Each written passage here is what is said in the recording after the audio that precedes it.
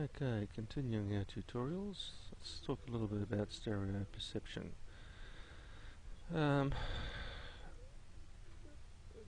Human beings have binocular vision, which basically means that we have an overlapping field of view in front of our faces, enables us to see 3D and judge distances and such, as opposed to other animals which have eye space on the sides of the head which give them a wider field of view, perhaps some limited stereo overlap in front to judge distance, but it gives us a variety of capabilities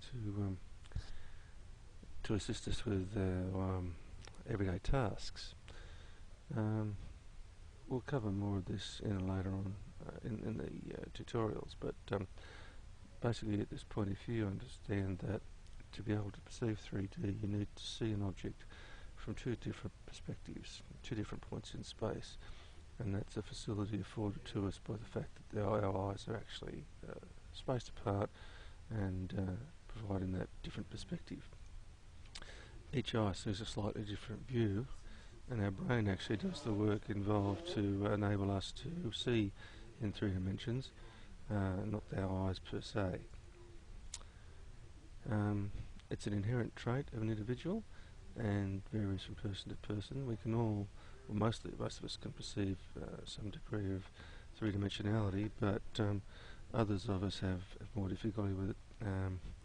These particular images on the right of the screen at the moment are actually anaglyphs. If you have a look at those, you'll see that there are different levels in the image.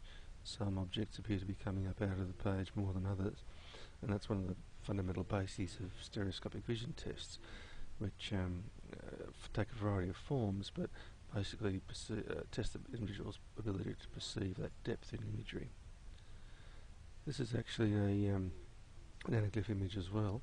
It's an area of basalt terrain.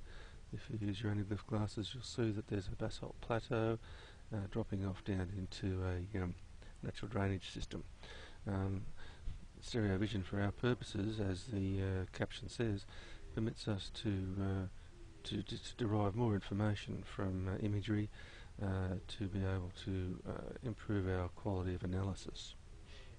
Okay, if we go back to the photos themselves, remember we covered the fact that photos are covered in runs, that the perception of 3D comes from the fact that there is a 60% forward overlap for a particular region on the photos, so that you're actually getting a view from 2 different locations in space.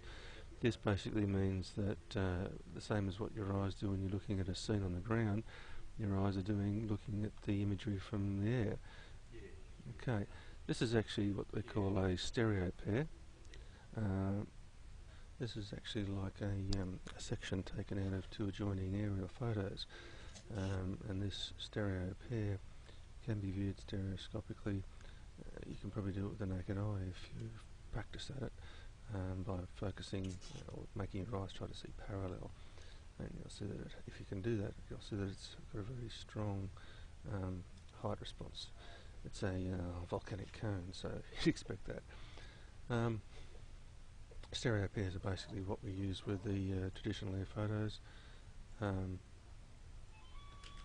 Okay, it's also pays to be aware that errors and things can creep into the photograph production process. The old film-based systems were very manual in their processing, and here's a range of different things that you should be able to look out for. Obviously, things can be incorrectly numbered, scales can be incorrectly applied, images can have printing errors and distortions, and even the images themselves can be distorted coming out of the plane through excessive motions of the aircraft. But things to watch out for include bad or missing information about the details. So you might find that you're having difficulty finding a particular photo that you've searched out in the key diagrams and such, and it may actually be misnumbered or mislabelled, so that it's a different run or a different year, or anything can happen. So be aware. Also, if you're using a photograph for a compliance case, make sure that you double check that the actual details on the photo are correct. Do a quick calculation of scale to make sure that the scale is in fact correctly applied, and note any things that don't match with the information on the photo in your affidavit. You'll find blemishes on photos, colour balancing issues, which quite often can vary your analysis. Clouds can mask out features, even though photography is flown as much as possible in cloud-free weather, and that can quite often mean that you're finding a situation where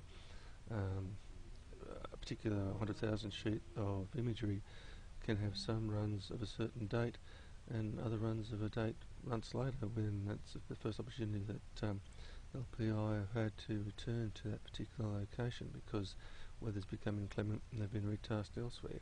So you can have quite a significant variation between one run and the next if that happens to be where they stop flying. Incorrectly shown north arrows are quite common, and printing errors that affect the stereo perception of photos can occur.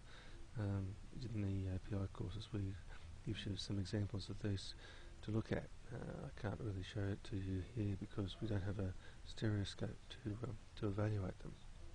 Okay, so office noises aside, my apologies, that's a bit about stereo perception and the photos themselves. In the next session we'll come back to talk about scale and distortions.